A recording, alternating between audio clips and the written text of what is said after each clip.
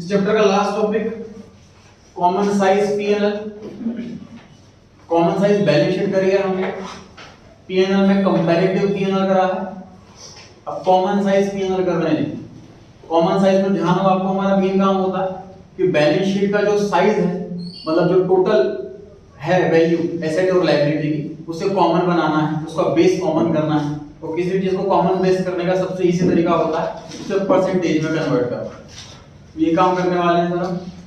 Revenue हमारा इसमें base रहेगा और रेवेन्यू के बेस पर हम बाकी सारे एक्सपेंस बांटेंगे और फिर देखते हैं कि क्या कैलकुलेशन निकला, क्या मीनिंग निकला, इससे कैसे हम कोई जजमेंट ले पाएंगे इसके बेस पर।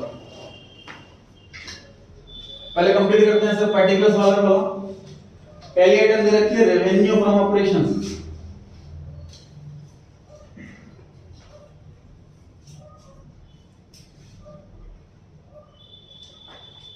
$21 लाख।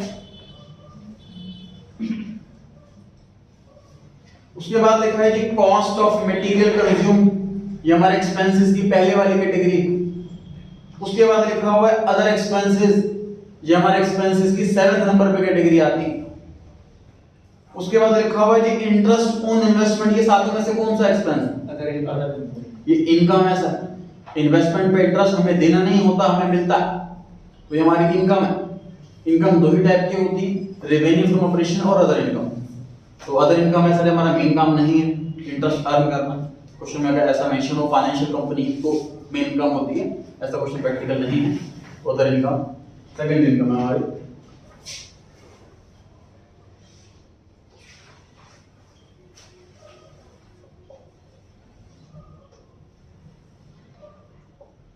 अदर इनकम के ब्रैकेट में interest on investment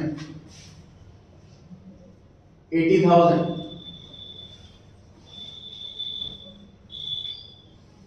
total income 21 lakh 80,000, revenue from operation 21 lakh, other income 80,000, total income 21 lakh 80,000। अब एक्सपेंसेस पर आते हैं।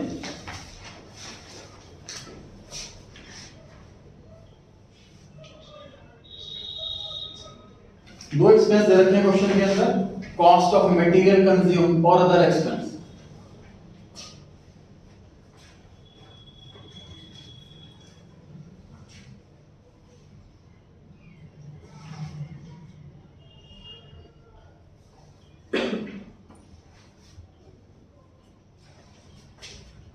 Cost of material consume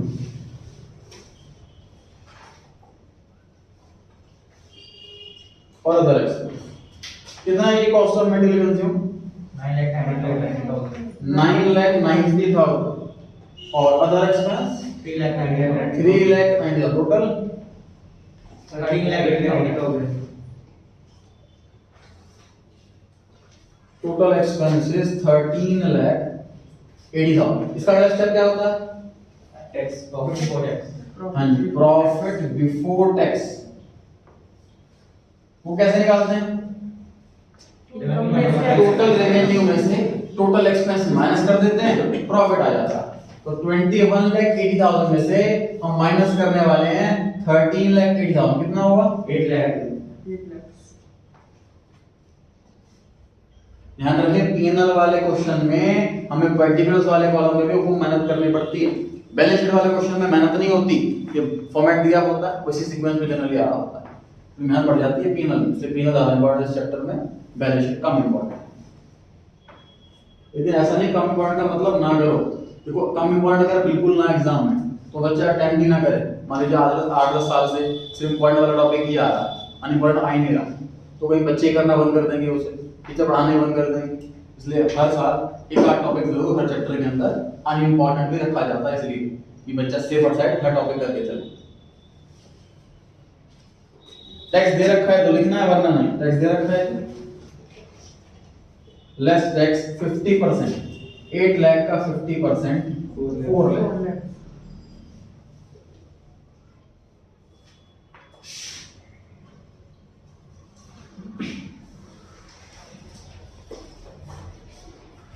profit after tax कितना बचा जी? 4 लाख।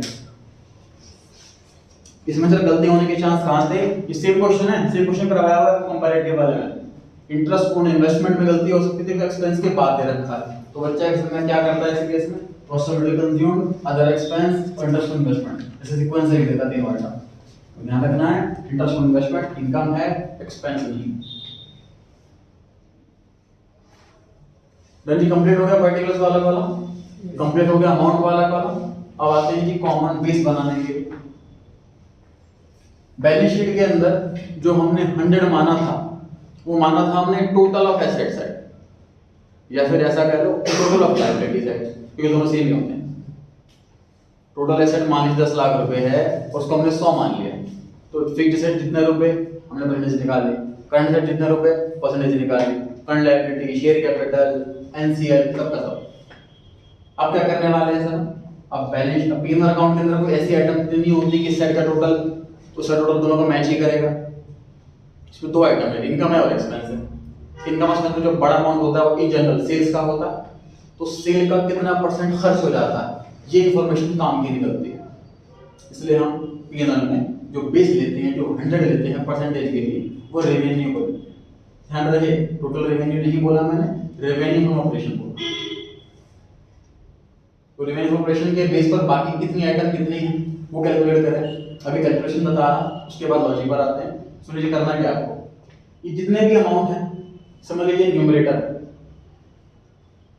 सभी के लिए 21 lakh denominator multiply by 100।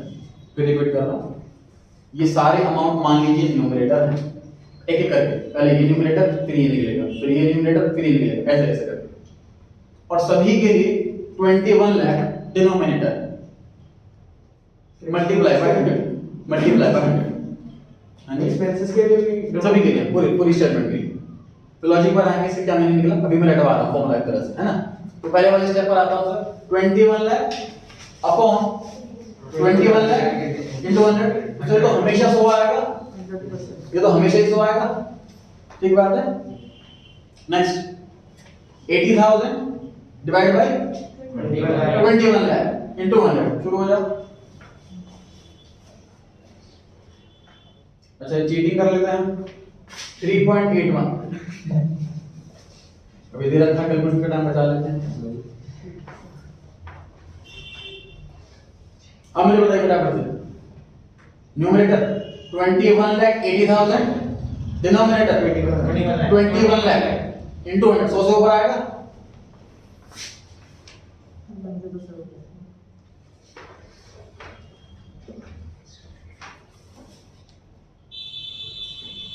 Sir इनको बताना है कि हमने डिनोमिनेटर में हमने रेवेन्यू फ्रॉम ऑपरेशंस के लिए लॉजिक पर करना, डिस्कस करूंगा मैं। अभी मैं कैलकुलेशन रटवाई मैंने, आपको सॉल्व करवाता हूं पूरा, फिर बताता हूं मीनिंग क्या निकला इसका। इसको ऐड कर सकते हैं। हां परसेंटेज को नेक्स्ट बताइए फटाफट से, 9,90,000 divide by 21 lakh into 100।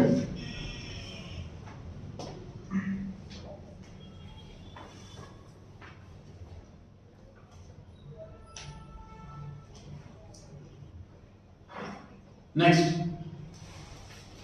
3,90,000 divide by 21 lakh into 100।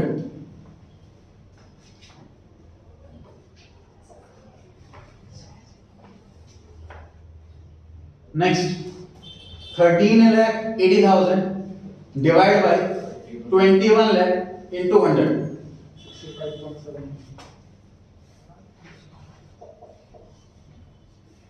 क्योंकि ये अमाउंट इन दोनों को ऐड करके आया है, इसलिए ये परसेंटेज इन दोनों को ऐड करके आएगी। दोनों को ऐड करोगे तो ये आएगा। फिर भी ये रिकमेंड करता हूं मैं कि ऐड करने वाला को अवॉइड करा करो। एग्जाम में कई जगह ऐड करने से आता है, कई जगह ऐड करने से नहीं आता है। पीएनएल में अलग है, बैलेंस शीट में अलग है, टैक्स रेट पे भी डिपेंड है। इसलिए हमेशा कोशिश करो कि परसेंटेज हमेशा अलग-अलग कैलकुलेट करो। नेक्स्ट बताइए फटाफट से, 8 lakh divide by 21 lakh into 100।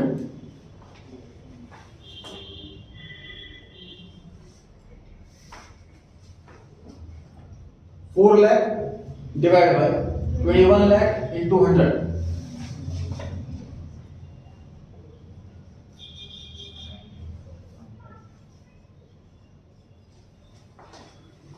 Answer complete हो गया, चर्चा करते हैं इस पर। हमारे कोर्स में तो हालांकि सिर्फ कैलकुलेशन है, जूनियर लेवल का काम है। ये सॉल्व करने के बाद सीनियर्स क्या करते हैं इसके साथ कि सर मेरी सेल मान लीजिए 100 रुपए की, मीनिंग समझ रहे हैं इसका क्या निकला कि इसका मीनिंग ये निकला कि मान लीजिए मेरी सेल अगर 100 रुपए है तो उसमें से 47 रुपीस का तो सिर्फ मेटेरियल खर्च हो जाता। 100 रुपए की अगर सेल है तो उसमें से 47 रुपीस तो सिर्फ मेटेरियल खर्च हो जाता। अगर मेरी सेल 100 रुपए की है तो 18 रुपए के तो अदर एक्सपेंस हो जाते हैं। अगर मेरी सेल 100 रुपए की है तो 19 रुपए तो सिर्फ टैक्स का चला जाता। अगर मेरी सेल 100 रुपए है तो 100 रुपए की सेल का मुझे सिर्फ 19 रुपए बचते हैं, 81 तो खर्च हो जाता है। परसेंटेज की फॉर्म में आसान है पता लगाना कि कितना परसेंट खर्चा कहाँ होता है। परसेंटेज की फॉर्म में आसान है पता लगाना कि कितनी परसेंट इनकम बचती है। जितनी मेरी सेल है उसकी 3% की अदर इनकम हो जाती है। तो सेल की बेस पर अगर हम हर चीज अगर हम बात करें, डिस्कस करें तो इजी टू अंडरस्टैंड है। हम ऐसे कंपेयर कर सकता हूँ अपने प्रीवियस ईयर से, मैं ऐसे कंपेयर कर सकता हूँ अपनी राइवल कंपनी से। मान लीजिए हमारा 47 है और हमारी राइवल कंपनी का 45 है, तो हम कह सकते हैं हमारा मेटेरियल महंगा आ रहा है, उनका मेटेरियल सस्ता आ रहा है। पता लगाओ मेटेरियल क्यों महंगा आ रहा है, सप्लायर से बार्गेनिंग की बात करो, ट्रेड डिस्काउंट लो, कैश डिस्काउंट लो, ये सप्लायर चेंज करो, क्वालिटी डाउन किए बिना कॉस्ट कम कर रही है, इस बेस पे लग जाओ। लेबर में सेम चीज, लेबर कॉस्ट हमारी मान लीजिए ज्यादा है, राइवल कंपनी की कम है, तो लेबर महंगी क्यों है जी, हमारी कॉस्ट कटिंग करो। लॉकडाउन में जब सेल कम हो गई थी सबकी तो सभी ने लेबर कॉस्ट ये तो कंपेयर किया था। लॉकडाउन में जो सिचुएशन हुई थी, प्रॉफिट कम हो गया, सेल कम हो रही है, तो यही कॉमन साइज पीएनएल बनाया, करंट का कॉमन साइज पीएनएल देखा, पिछले साल का और कंपेयर करा कि हमारी कौन सी वाली कॉस्ट ज्यादा लग रही है, कौन सी वाली कॉस्ट को हटा सकते हैं। तो इसलिए काफी जॉब कट हुआ था, सीनियर्स को हटाया, नए स्टाफ को जूनियर को रख दिया कम सैलरी पर, ये वाला काम किया गया। तो ये इससे बेनिफिट होता है इस चीज का कि हम इजीली कंपेयर कर पाते हैं कि सेल का कितना परसेंट कहाँ जाता है। बेसिकली मतलब बाइफर्केशन हो गई है। अब इसी चीज को प्रैक्टिकल लाइफ में एमबीए वगैरह में पाई चार्ट में भी समझाते हैं।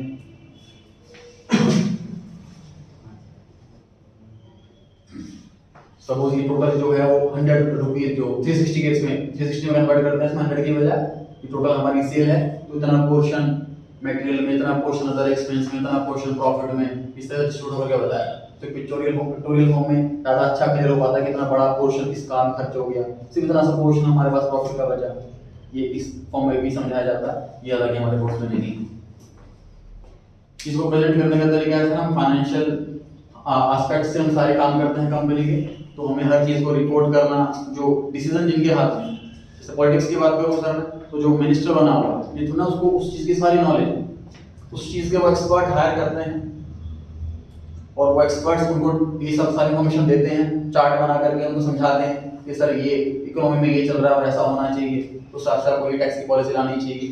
अब बजट आएगा, बजट देखना क्या क्या इम्पैक्ट पड़ता है उसका, किस चीज में क्या चेंजेस हुए, कुछ कुछ धीरे धीरे आपको समझ में आना शुरू हो जाएगा। अभी से स्टार्ट करेंगे थोड़ा थोड़ा करके। क्लियर हुई ये बात? अगर ये सेम क्वेश्चन 2 सालों का होता, 2019 और 18 का भी आता, 2018 रुपीस, 2019 रुपीस, 2018 परसेंटेज, 2019 परसेंटेज, एक सेम काम हमने किया हुआ है कॉमन साइज बैलेंस शीट में।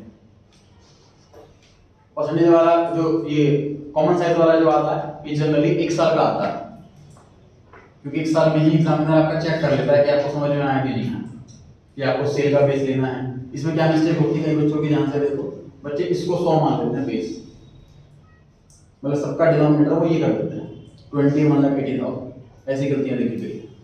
ध्यान रहे टोटल रेवेन्यू नहीं है बेस, क्योंकि इसको तो बेस मान नहीं सकते ना, ये तो इनकम है, आज है कल नहीं, बाई चांस वाली इनकम है, तो इस पे तो हम फोकस ही नहीं करते। तो बाई चांस इनकम हो गई, हमारी इनकम ये सपोज हमें सैलरी मिलती है और हमारी इनकम हुआ है, सैलरी अकाउंट में पड़ी हुई है और थोड़ा बहुत इंटरेस्ट आ गया सेविंग का 10-20 हज़ार रुपये साल का, तो वो ना हमारी मेन इनकम, फोकस ही नहीं हमारे बाई चांस आ गया, तो वो ऐसी इनकम है अदर इनकम, जिस पे हमें इसलिए बेस जो लेना है वो रेवेन्यू फ्रॉम ऑपरेशन को लेना है, टोटल रेवेन्यू को नहीं। डाउट कोई इसमें? अरे कुछ अदर इनकम फिक्स भी तो होती है, जैसे कि अदर इंटरेस्ट हो गया, कैसे फिक्स है अगर होगा? लोन निकाल देंगे तो इंटरेस्ट मिलेगा उसको। ठीक है ना सर, इंटरेस्ट अगर लोन पर कुछ फिक्स्ड इनकम होती है, जैसे लोन पर इंटरेस्ट, देखो लोन अगर हमने किसी को दिया तो तो लोन ये थोड़ा कि हमेशा के लिए लोन दिया दे रखी है, हमारे मेन काम लोन देना ही, हमारे मेन काम गुड्स बेचना। बाई चांस हमने लोन दे दिया तो उस पर इंटरेस्ट आ गया, जब लोन वापसी दे देगा इंटरेस्ट आना बंद हो जाएगा। Sir interest on investment, interest on investment sir, investment करना हमारा मेन काम नहीं है, फाइनेंशियल इंस्टीट्यूशन नहीं है। पैसा स्पेयर था, ऑफ सीजन था, हमने बाई चांस इन्वेस्ट कर दिया, जब सीजन आएगा वो इन्वेस्टमेंट बेच देंगे। सर रिकवरी ऑफ लोन किसमें आएगा? Other income. Recovery of loan तो ये तो इनकम ही नहीं है। सर वैसे मतलब जैसे हमने पहले ले रखा था तो मतलब 18 में दिया बट हमें 19 में रिसीव हो गया वापस, तो ये अदर इनकम में नहीं आएगा क्योंकि मतलब इसी साल ही मिला है। देखो जब हम किसी को लोन देते हैं तो वो हमारी एसेट बन जाती है, जैसे लोन टू राम, और राम ने लोन चुका दिया अपना, मुझे पैसे वापस मिल गए, तो मेरी एसेट गायब हो गई, इनकम कहां से हो गई? लोन मैंने दिया था, पैसा वापसी आ गया, इनकम थोड़ी ना हो गई। अगर लोन वापसी इनकम होती तो फिर मैं लोन देता रहता फ्री में, फिर लोन वापसी मिलता इनकम होती रहती। अपने पैसा मिल रहा है हमको, इनकम तो उसे कहता है सामने वाले का पैसा मुझे मिल रहा है और वापसी कभी नहीं करना, इस इनकम उसे कहते हैं। इनकम उसे कहते हैं कि सामने वाले का पैसा, मेरा पैसा नहीं, सामने वाले का पैसा मुझे मिल रहा है और मुझे वापसी कभी नहीं करना। जैसे गुड्स बेचे मैंने, सामने वाले ने अपना पैसा मुझे दिया और वापसी मुझे कभी करना है, वो इनकम हुई ना। लोन वापसी हो रहा है, रिकवरी ऑफ लोन हो रही है, तो मेरा ही पैसा सामने वाला वापसी दे रहा है, वो थोड़ा इनकम है। मैंने लोन दिया, उस पर इंटरेस्ट मिल रहा है, तो वो इनकम है, अदर इनकम है। लेकिन सर अब वो पहले बैड डेट हो गया तो अच्छा, लो बैड डेट रिकवर की बात कर रहे हो, है ना? हमने किसी को लोन दिया तो ये हमारी एसेट हो गया, उसने हमारे पैसे मार लिए, ये बैड डेट हो गया, पीएनएल में अदर एक्सपेंस के अंदर आएगा। अब कुछ टाइम के बाद वो पैसा वापस मिल गया हमें, बैड डेट रिकवर हो गया, अदर इनकम में आएगा। और कुछ चलिए इस थ्योरी में देखते हैं कुछ क्या क्या लिखा हुआ है। थ्योरी में पहला क्वेश्चन है, what are common size statements, और दो यूज बताने हैं कॉमन साइज स्टेटमेंट के। पहला, common size statements are the statements which express all the items of a financial statement as a percentage of some common base. ये जो सम common base है, ये कॉमन बेस क्या है? 100 है। 100 बेस बैलेंस शीट में क्या है? टोटल एसेट है। जी 100 बेस पीएनएल में क्या है? हाँ जी, टेक्निकली बोलो क्या है सेल्स का नाम? Company revenue from operations. Point number 2, इसमें लिखा हुआ है जी पीएनएल के अंदर, स्टेटमेंट ऑफ पीएनएल के अंदर जो रेवेन्यू फ्रॉम ऑपरेशन है उसको हम 100 मान लेते हैं और सारी के सारी फिगर परसेंटेज ऑफ रेवेन्यू में एक्सप्रेस करते हैं। पॉइंट नंबर 3 में बैलेंस शीट में जो टोटल एसेट्स है उसे 100 मानते हैं और बाकी सारी हमें फिगर्स टोटल एसेट की परसेंटेज में एक्सप्रेस करते हैं। क्लियर हो गई जी बात? यूज कॉमन साइज का सर यूज क्या है? पहला यूज, इंपॉर्टेंस हर एक आइटम की पता लग जाती है, कौन सी अमाउंट बड़ा है, कौन सा अमाउंट छोटा है, किसकी कितनी इंपॉर्टेंस है, रेलेवेंस है, ये पता लग जाती है। दूसरा, it identifies the reason for change in profitability and finance. Sir इस साल प्रॉफिट कम हो गया हमारा पिछले साल में बढ़ गया, तो ये बना करके हम चेक कर सकते हैं कि प्रॉफिट कम होने की वजह क्या है, कोई एक्सपेंस बढ़ा है, कोई इनकम घटी है, रीजन पता लग सकता है। तो चेंज का रीजन पता लग सकता है सर इससे। दूसरा फायदा ये है। Second question, preparation of common size statement is the best technique of analyzing financial statement. Do you agree? रीजन देना है जी। तो common size statement best technique है, कैसे बताना है जी? तो पहले हमें लिखा हुआ है कि यस बेस्ट टेक्निक है, उसके बाद जब भी क्वेश्चन आए यस और नो वाला या एग्री है कि नहीं है, तो पहला हमारा लाइन यही होना चाहिए कि हम यस नो में आंसर दे रहे हैं कि नो में आंसर दे रहे हैं, या हम एग्री हैं या नहीं एग्री। फर्स्ट लाइन ये होनी चाहिए। उसके बाद अपनी ही बात को एक्सप्लेन करने का, जस्टिफाई करने के लिए एक्सप्लेनेशन। एग्जामिनर को एक्सप्लेनेशन के अंदर ढूंढना ना पड़े कि आपका आंसर यस है कि नो है। इस चीज का ध्यान रखें, जब भी क्वेश्चन किसी भी चैप्टर में से आए यस नो वाला, तो पहली लाइन में आपको यस नो का आंसर देना है, उसके बाद अपना एक्सप्लेनेशन स्टार्ट करना। बहुत एग्जामिनर एक्सप्लेनेशन पढ़ेंगे नहीं, यस वाला आंसर देख करके आपको मार्क्स मिल जाए, वाला एक्सप्लेनेशन होगा बट वो रीड नहीं करना उसको। बस आगे बढ़ते हैं। It is a statement in which figures are converted into percentage of some common base। और P&L में सेल्स फिगर को 100 मान लेते हैं, अदर फिगर को एक्सप्रेस करते हैं उसी में, और उसके बाद सिमिलरली बैलेंस शीट में हम 100 मान लेते हैं टोटल ऑफ एसेट्स को, और सारे फिगर्स को टोटल के परसेंटेज में एक्सप्रेस करते हैं। उसके बाद सर कॉमन साइज की uses, users of common size. पहला, common size comparative statement prepared for 1 year over the years. क्या बोलते हैं इसको, इंटरफर्म के इंट्रा फर्म कंपैरिजन, बताइए। इंट्रा, इंट्रा का मतलब होता है विदिन सेम कंपनी। जब सेम कंपनी को कंपेयर करते हैं प्रीवियस ईयर से तो उसे इंट्रा फर्म कंपैरिजन कहते हैं। चैप्टर 2 में पढ़ा था हमने book 3। would highlight the relative change in each group of expense, asset, liability, हर एक आइटम के चेंज पता लग जाता है। दूसरा, these statements can be equally useful for inter-firm comparison, अगला वाला इंटर लिखा हुआ कि अपनी राइवल कंपनी से कंपेयर कर सकें। given the fact that absolute figures of two firms of the same industry are not comparable। Sir हमारी मान लीजिए हमारा मटेरियल 9,90,000 का और हमारी राइवल कंपनी का 11 लाख का, तो हम ये नहीं कह सकते कि उसका ज्यादा है, तो उसका सेल भी ज्यादा हो, मतलब परसेंटेज में कंपेयर कर सकते हैं। सिंपल से मार्क्स में ले लो भाई, इनके मार्क्स मान लीजिए 40 आए हैं कि 45 आए हैं, तो 45 वाले ज्यादा हैं 40 वाले कम हैं, नहीं, डिपेंड करता है टोटल में से कितने मिले, 50 में से मिले कि 60 में से मिले, इसका तो डिफरेंस आएगा। अगर डिनोमिनेटर दोनों का अलग है तो मार्क्स से कंपेयर कर नहीं सकते। इसी तरीके से भाई किसी की अगर सेल ज्यादा है उसका मटेरियल खर्चा भी ज्यादा होगा, अगर खर्चे ज्यादा होंगे, सेल कम है तो खर्चे भी कम होंगे, तो कंपेयर कर ही नहीं सकते। उस क्लास में ये लिखा हुआ है कि एब्सोल्यूट फिगर, एब्सोल्यूट का मतलब वो जिस फॉर्म में है, चाहे रुपीस में है, चाहे किलोग्राम में है, चाहे मीटर में है, जिस फॉर्म में है उसी फॉर्म में कंपेयर करना चाहें तो कंपैरिजन नहीं होता सही तरीके से, क्योंकि हर चीज दूसरे पर डिपेंड होती है। कॉस्ट मटेरियल है, सेल पर डिपेंड है, सेल ज्यादा मटेरियल कॉस्ट ज्यादा, सेल कम मटेरियल कॉस्ट कम, तो बहुत सारी चीजें जो पर डिपेंड होती है, इसलिए एब्सोल्यूट फिगर में कंपेयर करना सही नहीं होता, परसेंटेज में ज्यादा अंडरस्टैंडेबल होता, इसलिए कन्वर्ट करने से ये फायदा होता है। इसमें ये यूज का बेनिफिट लिखा हुआ है। क्लियर हो गई जी बात?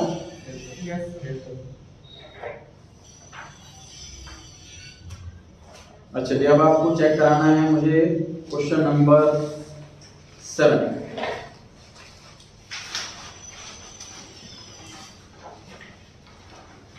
क्वेश्चन नंबर 7 में कंपैरेटिव और कॉमन सेंस दोनों बनाना है जी आप लोगों को। शुरू हो जाएगी।